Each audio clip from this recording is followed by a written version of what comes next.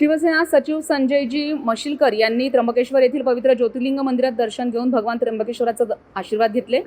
यावेळी त्र्यंबकेश्वर देवस्थान ट्रस्टचे विश्वस्त कैलास घुले तसंच विश्वस्त सत्यप्रिय शुक्ल यांच्या हस्ते संजयजी मशिलकर यांचा सत्कार करण्यात आला। यावेळी शिवसेना शिंदे गटातील विविध पदाधिकारी उपस्थित होते। दर्शनानंतर संजयजी मशिलकर यांनी त्र्यंबकेश्वर नगर परिषदेला भेट देऊन स्थानिक परिस्थितीची माहिती घेतली।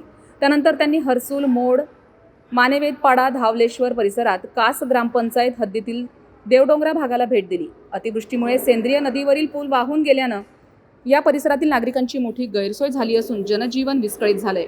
संजयजी यांनी घटनास्थळी जाऊन वाहून गेलेल्या पुलाची प्रत्यक्ष पाहणी केली। नागरिकांच्या अडचणी जाणून घेत पुलाची तातडीनं दुरुस्ती करून वाहतूक पूर्ववत करण्याची मागणी सार्वजनिक बांधकाम विभागाच्या अधिकाऱ्यांकडे केली आहे। यावेळी उपस्थित अधिकाऱ्यांशी चर्चा करून नागरिकांना भेडसावणाऱ्या समस्यांवर तातडीनं उपाययोजना करण्याच्या सूचना देण्यात आल्या।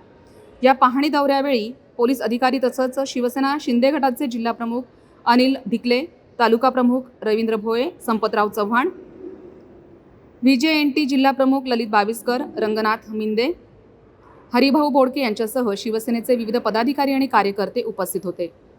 संविधान न्यूजसाठी रामदास शीद, त्र्यंबकेश्वर। दर्शन देवाचं बोलवून आलं की दर्शन होतच असतं।